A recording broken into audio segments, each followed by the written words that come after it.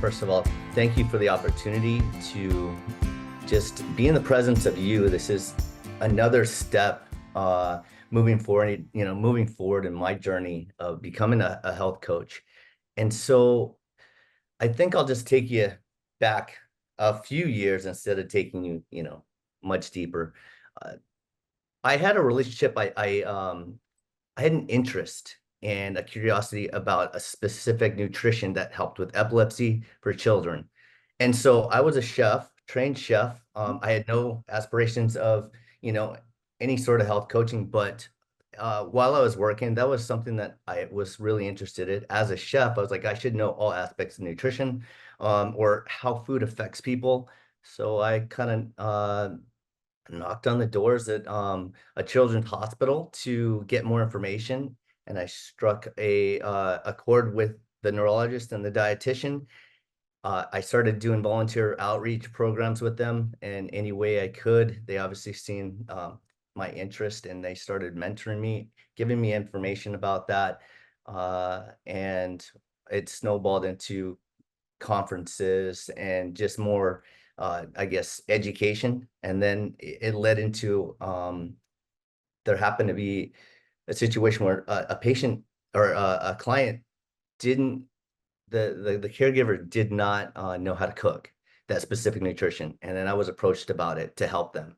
And that is how this became the possibility of being a business, and just continue just educating myself. I just feel I'm such a student of this, and I want to continue just learning because the information is just rapidly moving, and it is exciting for someone who deals with food primarily, and I can just see the interaction of how that can really improve somebody's health, and it's very individualized, which I really love.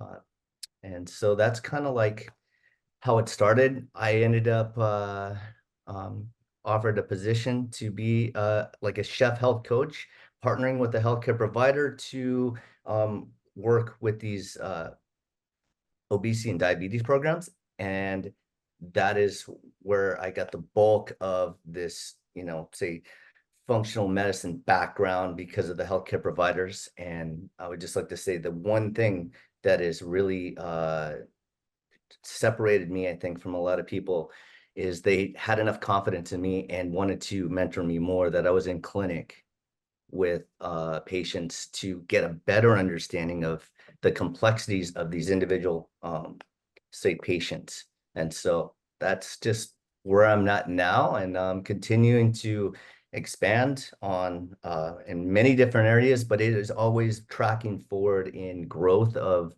understanding how food can be medicine. Yeah. Well, that's just beautiful. Can you say more about your community and who you serve, who you want to serve, and the impact you would like to make for this community? So currently, I work or contracted out for an organization called NAPUVI, which is the Native Hawaiian Healthcare System. That is where the bulk of my education has come from in this space.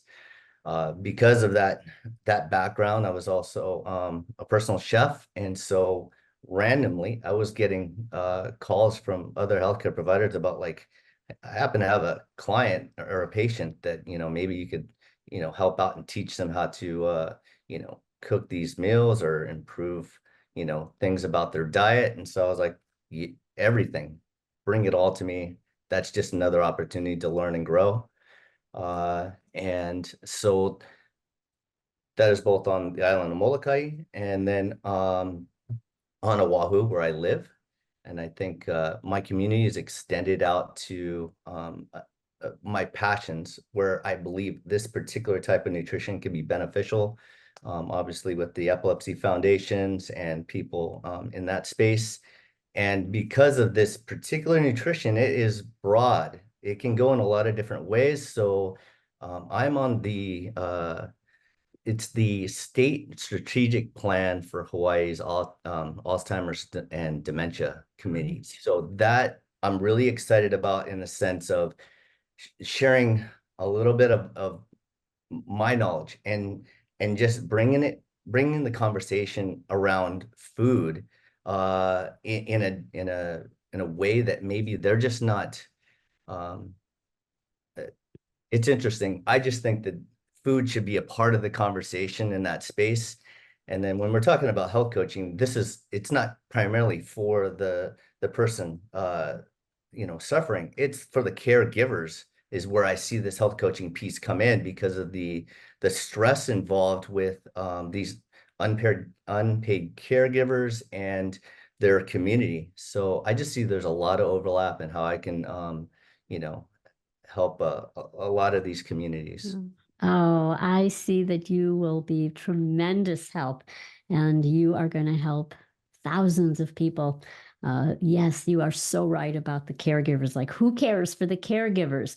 Well, now they will have somebody who is caring for them and teaching them how to take care of their own health. So you have a big mission, and we are here to support you every step of the way. I can't wait for you to start in September and meet your fellow cohort members and start to train with us. I'm excited. Yeah. I'm very excited to. So one of the things that, I've kind of been somewhat introduced into the space of just functional medicine, seeing how everything kind of works. And even though that I provide a very important piece to the overall, wellness journey as somebody, it is that tapping into somebody's behavior change is crucial. And of course, over the years, I've tried to gain information, but there's going to be nothing like getting it from, the professionals and understanding it in a way that I can translate it to clients or patients or, anybody that's out there. Yes. Well, we again can't wait to meet you. And we have our team standing by. They'll answer any questions, walk you through how to get on our learning management system. So that is all to come. So I expect to hear more from us as the time gets closer. Fantastic. Thank you. Well, it was a pleasure to meet you. To be continued. And I have office hours when class starts, so you'll have access to me as well. Thank you so much. And Oh, thank you to the foundation to allow me this opportunity. This is huge for me.